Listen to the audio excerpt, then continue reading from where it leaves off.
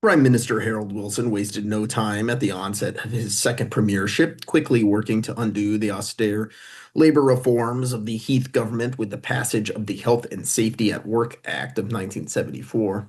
The act went beyond merely reversing the conservative policies put in place by the previous administration, but also aimed to improve existing workplace safety standards and foster a greater sense of worker well-being by creating two new government entities. First, the Health and Safety Executive would be an agency which would investigate workplace environments and enforce safety standards. Second, the Health and Safety Commission would function as a board which oversees the Health and Safety Executive, aggregating their data collected to formulate research and ultimately report their findings back to the government with recommendations for reforms.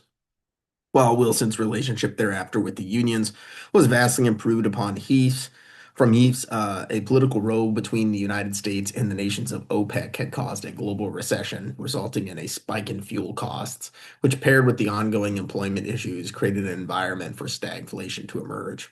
Wilson turned to the Trade Unions Congress, a collection of the leaders of the most powerful unions in the nation, in 1975 to ask for their help in reining in inflation by introducing a freeze on wage increases in exchange for Wilson agreeing to apply nationwide price controls on rent and other essentials in what is known as the social contract.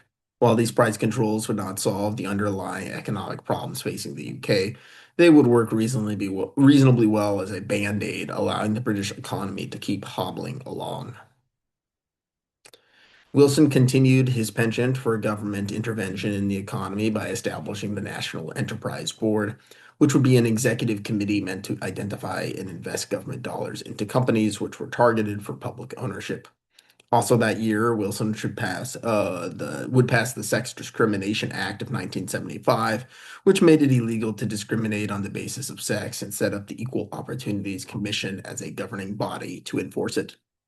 Despite these reforms, Wilson's real concern was the situation in Northern Ireland, especially following the Ulster Workers' Council strike, which occurred the previous year, which saw Ulster Unionist laborers go on strike against the implementation of the Sunningdale Agreement, causing the Northern Ireland executive to collapse. In response, Wilson would pass the Northern Ireland Act of 1974, which would, in its wake, establish the Northern Ireland Constitutional Convention, which would be a new democratically elected legislative body only representing Northern Ireland. The legislature would fail just 2 years later due to poor adoption from the population. Northern Ireland was a pain in Wilson's side that he was desperate to make go away. Muammar Gaddafi, the controversial and misunderstood longtime leader of Libya, was at the time sending money and weapons to the Provisional IRA to help in their quest to expel the British. Gaddafi, as a boy, had studied in Britain and, according to his account, was constantly subjected to racist bullying by his English classmates. Their dismissive colonial attitude irked Gaddafi, beginning a lifelong hatred of the British, and he was happy to be arming a terrorist organization in their glorious quest. Wilson reached out to Gaddafi directly to attempt to persuade him to stop sending weapons by offering him a sum of $14 million, an offer he gleefully rebuffed. In his desperation to find a solution to stop the violence, Wilson floated the idea of Northern Ireland becoming an independent dominion, an idea which got torched by Unionists and Republicans alike. This lack of progress on the Ireland front would lead to Wilson's resignation in March of 1976. He had long privately lamented to his friends that he was losing the drive required to be for the role of prime minister, no doubt in part due to his suffering from early stage colon cancer and onset Alzheimer's. Wilson would be followed by fellow Labor member James Callaghan.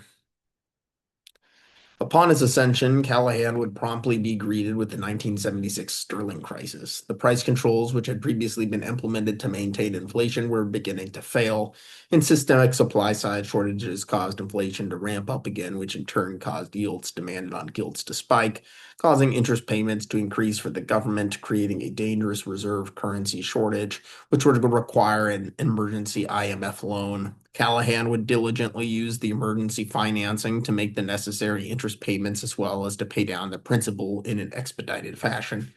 Callaghan is credited with successfully being able to stop Britain from falling into a full-blown currency collapse, ultimately only needing to draw 50% of the loan and paying it off in its entirety within 3 years. Callaghan would also leave his mark by implementing his own series of reforms, starting with the Race Relations Act of 1976, which created the Commission for Racial Equality, a watchdog agency meant to ensure anti-discrimination laws were being enforced, operating similarly to how the Equal Opportunities Commission functions for sex discrimination. The following year, Callahan created the Police Complaints Board, an agency where people could report any experiences with alleged police misconduct. The Protection from Eviction Act of 1977 made it illegal to evict tenants without first gaining approval by going through the courts. In conjunction, the Rent Act of 1977 protected tenants from increases in rents without a corresponding increase in the underlying assessed property value. Also that year, upon suggestion from the National Enterprise Board, Callahan nationalized the shipbuilding and aerospace manufacturing industries into the government-owned companies, British Shipbuilders and British Aerospace, respectively.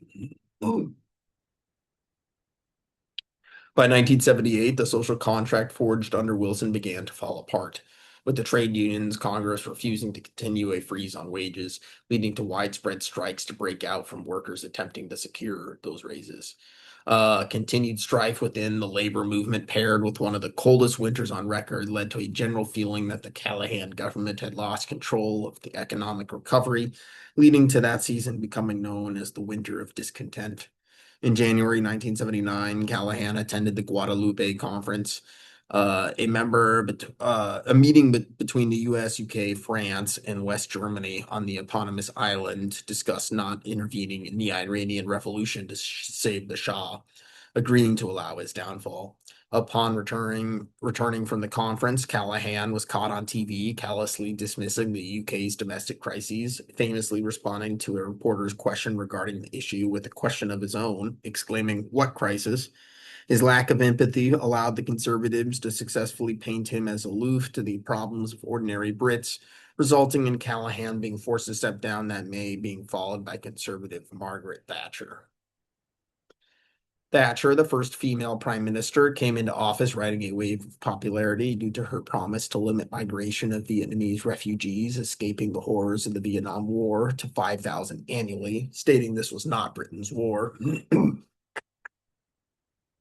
That is not to say that Britain was not committed to fighting the spread of communism in Asia, and in 1979, when the Soviets invaded Afghanistan, MI6 from the get-go worked alongside the Americans in training and arming the Mujahideen in an effort to weaken the Soviets in a policy which was called the Second Great Game, a moniker that harkens back to the earlier Great Game when Britain and Russia were vying for influence in Central Asia. Thatcher's first year also had the signing of the Lancaster House Agreement, a treaty between the UK and apartheid Rhodesia to relinquish governance and allow for free democratic elections, ending white rule. Ian Smith and his government had been exhausted by the embargo and constant battling of internal unrest, and he was ready to throw in the towel, paving the way for Zimbabwean independence.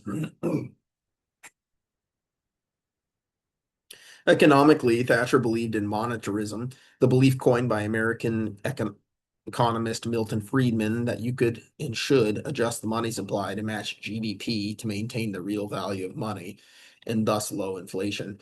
This was opposed to the status quo economic theory of the time, Keynesianism, which was less concerned about inflation and more concerned with intervening in the market to maintain demand in times of recession in order to maintain the employment and productive capacity of the nation. Monetarism would be attempted simultaneously by the US and UK from 1979 to 1982 until being abandoned due to a lack of strong correlation between the money supply and inflation. It was replaced with a new Keynesian-derived method where central banks adjust short-term interest rates in hopes of adjusting the cost of borrowing and therefore the pace of economic growth or inflation. Thatcher also tried supply side or trickle down economics, which postures that by lowering taxes, especially for the wealthy, the government can spur greater investment and innovation, thereby growing the total economy. At the same time, large spending cuts were undertaken to account for the reduction in tax revenue. Her unorthodox economic policy split the conservatives into two factions: moderates, known as Wets, who opposed Thatcher's drastic changes to the economy, and the more right-wing Dries, who vehemently supported her. Negative effects of monetarism were beginning to be felt on the economy by 1981, and to dissuade a rise in petty crime resulting from the downturn, Thatcher encouraged a policy of police to stop and search potential criminals before a crime had been committed, disproportionately targeting Black Brits. The recession, paired with police brutality, led to wide-scale riots to break out that year across the Black community. Brixton was a poor, majority Black neighborhood in South London, targeted for racially motivated police stop and searches. In January 1981, in the nearby neighborhood of New Cross, a large group of Black teens were having a house party, which drew noise complaints from white neighbors. An unknown person entered the front room of the house and lit a sofa chair on fire, causing the house to quickly go up in flames, resulting in the death of 13 Black teens. Tragically, one of the few survivors would go on to take his own life 2 years later due to grief from losing all of his friends in the fire. Other survivors claimed they knew it was arson, but the police refused to investigate the incident further. This led Black activist Darcus Howe to organize the Black People's Day of Action, where 15,000 people came to march outside of Parliament in protest for the lack of justice. Darcus Howe had gained notoriety back in 1970 as part of the wrongly accused Mangrove Nine. The Mangrove was a popular Afro-Caribbean restaurant in Notting Hill, which had been subjected to routine, unjust, and racist raids by the police to shut the establishment down. When Howe and 8 others activists organized a protest, they were charged with inciting a riot, charges which would fail to hold up in court, leading to their acquittal and the presiding judge's admission that the police tactics used were in fact racist. Those same heavy-handed tactics led to the outbreak of the Brixton riots after the false rumor spread that the police had stabbed and killed a young Black boy on top of the already tense situation. By the end of the riot, 30 buildings had been burned down. The chaos of the Brixton riot would be followed by a series of equally violent demonstrations across the country that year. In July, another poor, heavily Black neighborhood of Toxteth, this time in Liverpool, experienced an episode of unrest. A crowd of Black people witnessed police beat a Black person with a baton while being placed under arrest, beginning a riot. To break up the large crowds which had organized, Merseyside police drove vehicles at high speeds into the crowds, which caused the killing of a 23-year-old man after running him over. That same month, in the Handsworth neighborhood of Birmingham, the National Front, a British fascism party, working with Thatcher, was planning to host a raucous rally in the city. In anticipation, Black residents, encouraged by the recent demonstrations elsewhere, began to riot. That same neighborhood makeup and pattern of deindustrialization led to the Chapeltown riot in Leeds, now one of many in a line of copycat riots. That violent summer was capped off with the Moss Side riot in Manchester. Emboldened Black residents there rioted and attacked a police station, breaking all the windows and shooting an officer in the leg with a crossbow. The police responded by withdrawing and regrouping a riot control force over a 2-day period, allowing for the looting of local businesses to go unchecked. They then responded with a massive show of force, arresting whoever they could find. As a result of the riots, a parliamentary inquiry was launched called the Scarman Report, which concluded police departments were not systemically racist, but rather it was the work of a few bad apples. However, the report did suggest increasing the number of minority police officers to build trust within the community.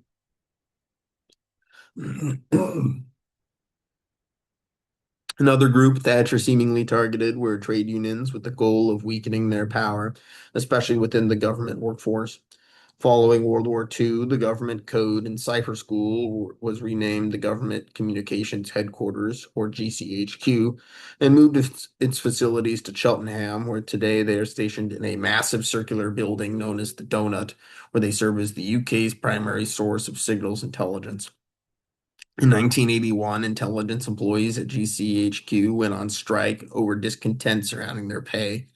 This stoppage spooked the Americans, who demanded the UK end unionization within the intelligence community, which they did so in 1984, causing annual protests thereafter. Thatcher would cement her reputation of being cold and uncompromising with the 1981 Irish hunger strike, where Irish prisoners at the notorious Maze prison went on a hunger strike to protest protest James Callahan's previous decision to remove their political prisoner designation. Thatcher refused to concede, and the strike would continue until 9 prisoners died, at which point the rest gave up, earning Thatcher's rightful title of Iron Lady. Near the tail end of 1981, while visiting New Zealand, Queen Elizabeth II would be shot at by a local deviant named Christopher John Lewis, who had missed due to his rifle not being powerful enough for the distance he was firing from. Lewis had limited cognitive abilities, and he possessed a deranged obsession with killing a member of the royal family. The New Zealand authorities caught and apprehended him, but covered up the incident until 2018 to ensure the royal visits would continue.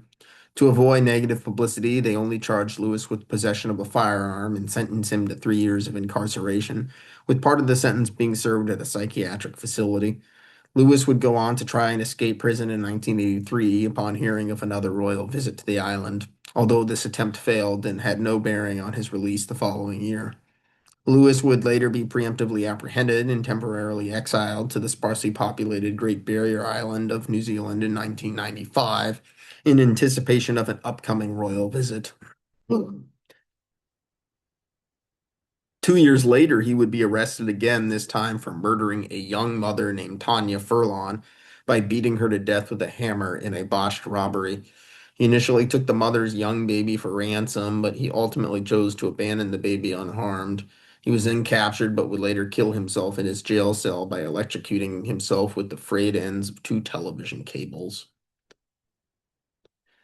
In April of 1982, the military junta ruling Argentina invaded the British territories of the Falkland Islands and South Georgia following the failure of decades of international arbitration, beginning the Falklands War. Thatcher was determined to not let a portion of the remaining shell of the empire peel away against British consent, and she responded by sending a large British armada to the South Atlantic, which utilized aircraft carriers and the ensuing air power of the new modern Harrier jump jets to bombard Argentine forces, which with these jets amazingly being able to take off vertically using the thrust of their jet engines. In May, the Argentine ARA General Belgrano battleship was sunk by a British nuclear submarine, killing 323 Argentine soldiers, 50% of their total casualties during the war, in what remains the only sinking of a warship by a nuclear sub in history to this day. 2 days later, Argentina responded by sinking the destroyer, the HMS Sheffield, using conventional weapons, killing 20 British sailors. After 2 months of fighting, the Argentines surrendered, ultimately losing 649 soldiers to the UK's 255, allowing Britain to maintain control of the Rocky Islands. The successful defense of the islands and the rallying effect of the war boosted Thatcher's popularity and helped to overshadow previous grievances over her handling of the economy and civil rights issues.